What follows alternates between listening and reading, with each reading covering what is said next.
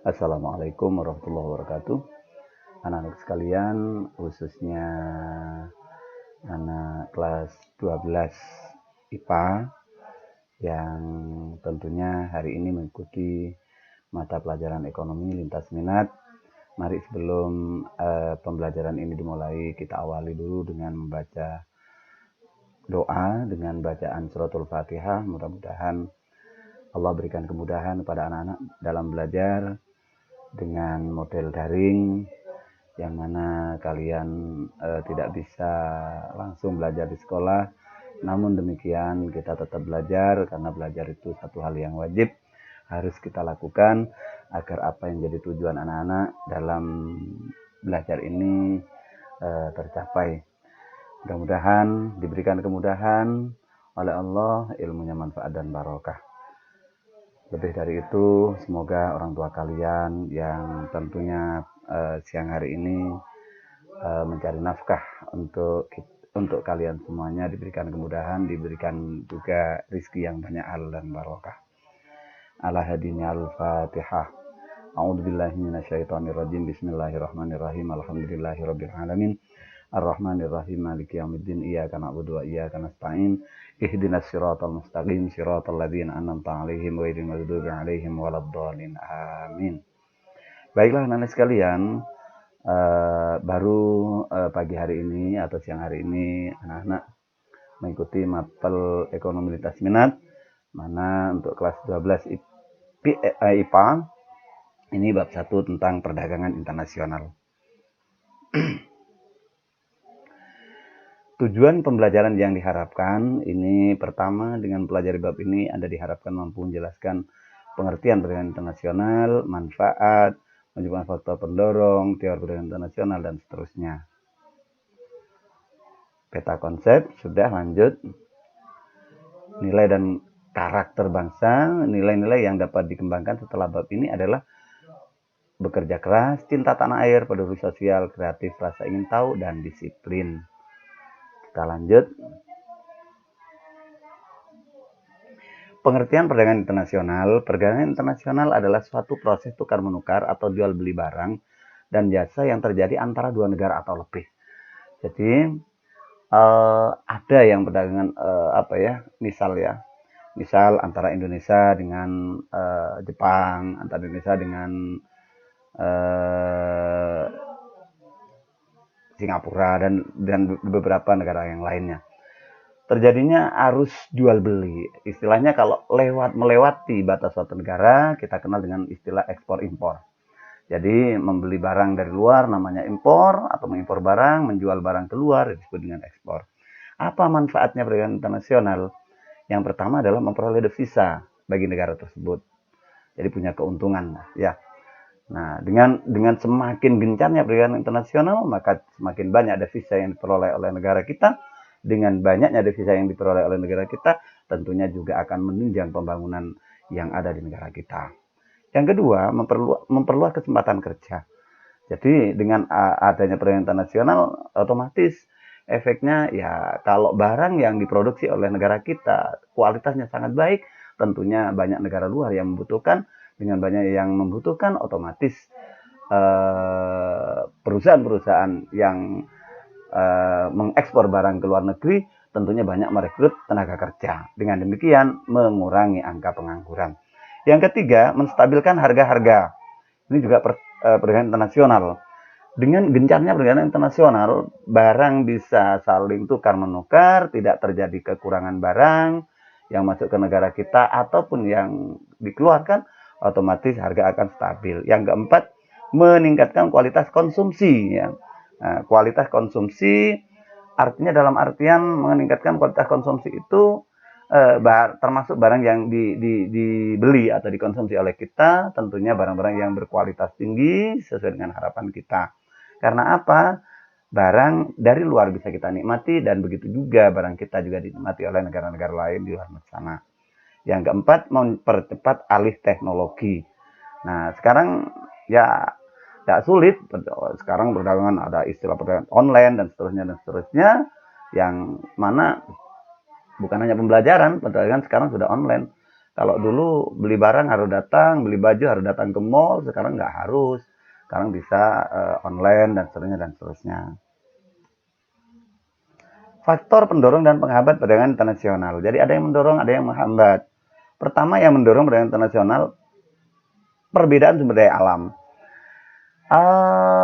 Perbedaan sumber daya alam satu contoh ya, ada negara penghasil minyak, ada juga negara yang tidak menghasilkan minyak. Lah ini negara penghasil minyak akan mengekspor minyaknya, begitu juga negara yang tidak punya minyak akan mengimpor minyak. Nah, kalau tidak terjadi arus ekspor impor ya tidak bisa saling melengkapi gitu ya. Karena ya negara pun juga punya sumber daya alam yang berbeda. Contoh Indonesia, Indonesia terkenal dengan negara pertanian. Indonesia ini terkenal dengan banyak sumber daya alam, baik yang dapat diperbarui ataupun yang tidak dapat diperbarui. Nah, kalau yang dapat diperbarui tentunya bisa, contoh hutan bisa reboisasi, laut bisa dengan pembibitan ulang. Tapi kalau batu bara, minyak bumi dan seterusnya harus ada penggunaannya sehemat mungkin gitu. Ini jadi kembali lagi faktor pendorongnya adalah perbedaan sumber daya alam gitu. Tidak usah jauh-jauh ya. Jangan kan antar negara ya, antar daerah aja. Contoh penghasil apel di Malang. Nah, orang yang ada di Balung pun, yang ada di Jember bisa menikmati apel, padahal di sini tidak ada tanaman apel. Kenapa kok bisa menikmati? Ya karena adanya arus jual beli gitu. Nah, yang lain. Kita contohkan ya di Arab Saudi tanahnya gersang, nggak ada tanaman pisang. Orang-orang haji bilang, Pak di sana juga banyak Pak pisang yang cukup bagus-bagus. Loh, kita berpikir lah ditanam di mana ya? Sana tanahnya tandus. Ya, ternyata, nah ini salah satu manfaat, salah satu faktor pendorong perdagangan internasional. Beda sumber daya alam. Yang kedua selera. Nah, orang selera ini namanya selera. Orang kalau sudah seneng, jangankan murah, mahal pun dibeli gitu ya. Nah, cuman mudah-mudahan kita sebagai warga negara Indonesia, aku cinta produk Indonesia. Jadi jangan semuanya serba, wah saya kalau nggak luar negeri, enggak. Parfum dari, kalau dulu ada nyanyian parfum dari Paris, ya, sepatu dari Italia dan seterusnya dan terusnya. Padahal produk kita, produk Indonesia tidak jauh kualitasnya ya.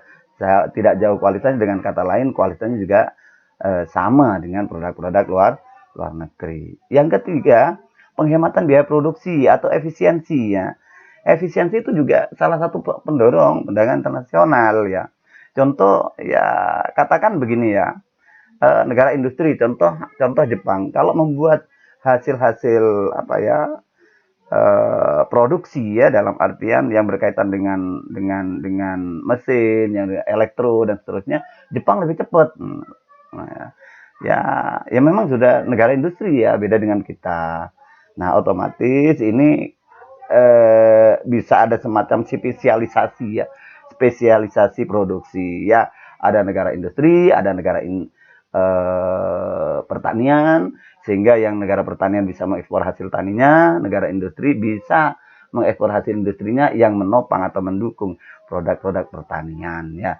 Dulu kita lihat anak-anak sekalian, tani itu kalau dulu ya mengolah tanah dengan membajak pakai sapi dan sebagainya.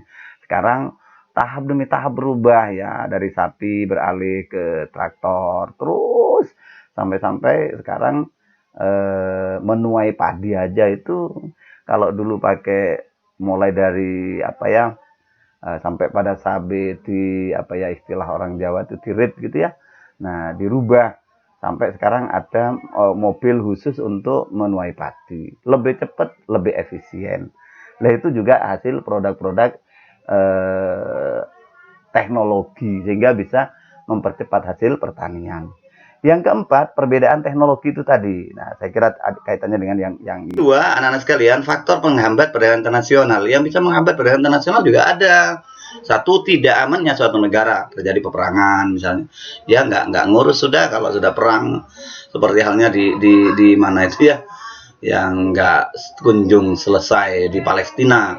Terus ya ada bisa perekonomian tidak bisa normal kayak negara-negara yang normal, termasuk kayak Indonesia, enggak gitu. Kenapa? Karena disibukkan dengan perang.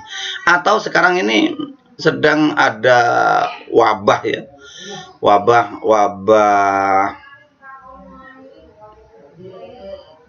corona misalnya ya. Nah, ini juga menyebabkan apa ya? Menghambat juga ya, tidak bisa lebih leluasa saling ekspor impor. Kemudian yang kedua, kebijakan ekonomi internasional oleh pemerintah. Ada larangan impor. Kenapa pemerintah melarang impor? Karena barang-barang produksi dalam negeri diharapkan bisa memenuhi kebutuhan dalam negeri tanpa harus mengimpor, dengan harapan agar nilai jualnya juga tinggi. Contoh, sekarang kalau memang gula bisa dipenuhi dalam negeri, kenapa harus impor? Kalau impor nanti bisa kelebihan gula. Kalau sudah kelebihan gula, otomatis harga gula akan turun, sehingga para petani tebu, petani penghasil gula juga akan mengalami kerugian. Padi misalnya, sudah musim panen kok masih mendatangkan beras dari luar negeri, impor, akibatnya meluber beras. Otomatis kalau beras lebih banyak barang yang dibutuhkan daripada yang membutuhkan, harganya akan turun, yang rugi juga petani. Makanya pemerintah ambil kebijakan namanya larangan impor atau yang disebut dengan proteksi. Yang ketiga, tidak stabilnya kurs mata uang asing, naik turun juga menjadi penghambat perdagangan internasional. Ini teori perdagangan internasional. Ada teori keunggulan komparatif, teori keunggulan mutlak, tokohnya namanya Adam Smith. Ada keunggulan komparatif, tokohnya namanya David Ricardo. Kebijakan perdagangan internasional, ada kebijakan perdagangan internasional di bidang impor. Ada kuota, boleh impor tapi jumlahnya dibatasi. Ada tarif, boleh impor tapi barang yang masuk ke dalam negeri harus dikenai pajak. Sehingga harga barang yang masuk ke dalam negeri yang semula murah akan menjadi mahal karena sudah kena pajak, dan pajaknya lari kepada pendapatan negara, sehingga bisa membantu perekonomian, membantu pembangunan yang ada di negara kita Indonesia. Yang ketiga, ada subsidi impor. Ya, barang-barang yang perlu disubsidi dengan harapan harganya terjangkau oleh masyarakat sehingga bisa memenuhi kebutuhan. Contoh, minyak itu juga mengacu pada harga minyak dunia.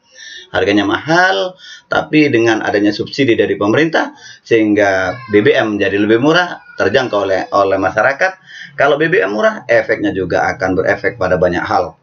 BBM murah, maka transportasi murah. Kalau transportasi murah, maka barang-barang juga akan murah karena barang-barang yang dikirim dari dan ke akan menjadi murah. Nah, ini juga kebijakan pemerintah di bidang impor.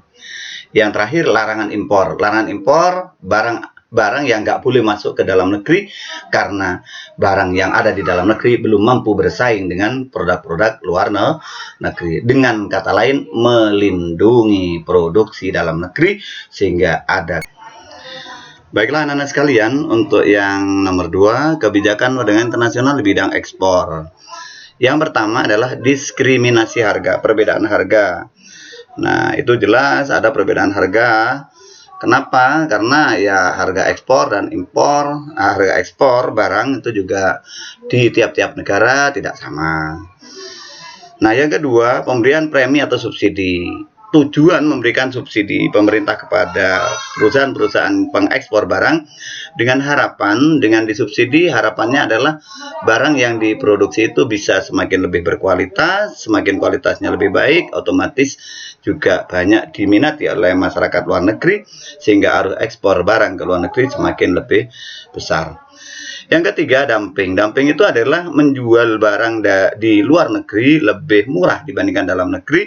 Ini biasanya berlaku untuk barang-barang baru, dengan harapan agar barang tersebut dikenal oleh masyarakat luar negeri.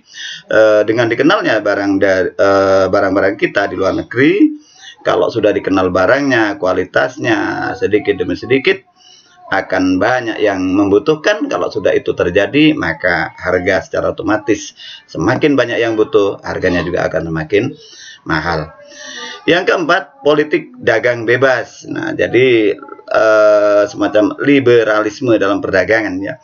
Perdagangan bebas sekarang sudah berjalan. Itu artinya harga ditentukan oleh pasar, bukan diatur oleh pemerintah. Yang terakhir atau yang 5, larangan ekspor. Kenapa ada larangan ekspor? Kalau sekiranya barang yang untuk memenuhi kebutuhan dalam negeri masih dianggap kurang, kenapa harus diekspor? Nah, kalau ini dipaksakan, maka masyarakat kita, rakyat kita juga akan kebingungan untuk memenuhi kebutuhannya. Berarti barang yang dianggap masih dibutuhkan oleh masyarakat, dengan kata lain, barang yang masih dibutuhkan untuk memenuhi di negara yang bersangkutan, dibutuhkan oleh masyarakat yang bersangkutan, tidak harus diekspor. Berikut anak-anak sekalian, tujuan kebijakan perdagangan internasional. Apa tujuannya? Mengatasi dampak buruk dari mengimpor barang. Tadi sudah saya sampaikan, kalau sekiranya mengimpor mengakibatkan dampak buruk, contoh pada musim panen pada musim panen pada saat musim panen ternyata harus mendatangkan atau mengimpor barang dari luar ke dalam negeri. Akibatnya apa? Akibatnya ya barang-barang hasil pertanian, utamanya padi, harganya akan turun. Kenapa? Karena padi sudah panen, mendatangkan dari luar negeri, akibatnya melimpah. Dengan barang melimpah, otomatis lebih banyak barangnya ketimbang yang membutuhkan, maka harganya juga akan turun. Sehingga perlu ada kebijakan larangan impor. Alat pembayaran itu bisa tunai, tapi tunai ini biasanya digunakan untuk pembelian barang dalam skala kecil. Kalau skala besar ya tidak efektif kalau harus menggunakan uang tunai. Bawah 1 miliar aja sudah kesulitan. Tapi dengan model transfer dan seterusnya, jangan hanya 1 miliar, 100 miliar pun juga bisa dengan mudah dengan transfer.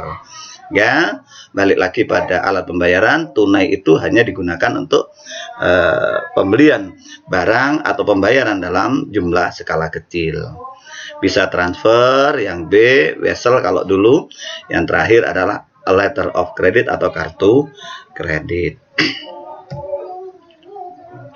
Neraca perdagangan. Nah, dalam neraca perdagangan dicatat keadaan ekspor dan impor barang atau jasa. Neraca perdagangan bersifat positif, berarti bahwa ekspor lebih besar daripada impor. Dengan kata lain, kalau ekspornya lebih besar, otomatis lebih banyak devisa yang didapatkan negara yang bersangkutan. Semakin banyak devisa yang diperoleh, otomatis pendapatan negara akan semakin besar, sehingga bisa menopang pembangunan yang ada di negara kita, utamanya Indonesia. Saya kira itu anak-anak yang bisa saya sampaikan dalam kesempatan kali ini. Mudah-mudahan apapun yang disampaikan bisa diterima dengan baik oleh anak-anak, bisa dipahami, dan tentunya bisa bermanfaat untuk pengetahuan anak-anak semuanya. Dan ingat bahwa pada kesempatan berikutnya tidak melalui tayangan video, tapi mungkin penugasan-penugasan. Karena sekarang sudah dijelaskan, besok cukup penugasan aja, yang hasil jawabannya dari anak-anak bisa dikirim lewat email ke Bapak Guru dan juga bisa lewat WA. Sekali lagi, mudah-mudahan apa yang disampaikan pada kesempatan kali ini memberikan kemanfaatan buat kalian semuanya. Tentunya mudah-mudahan ilmunya manfaat dan barokah. Akhirnya saya akhiri.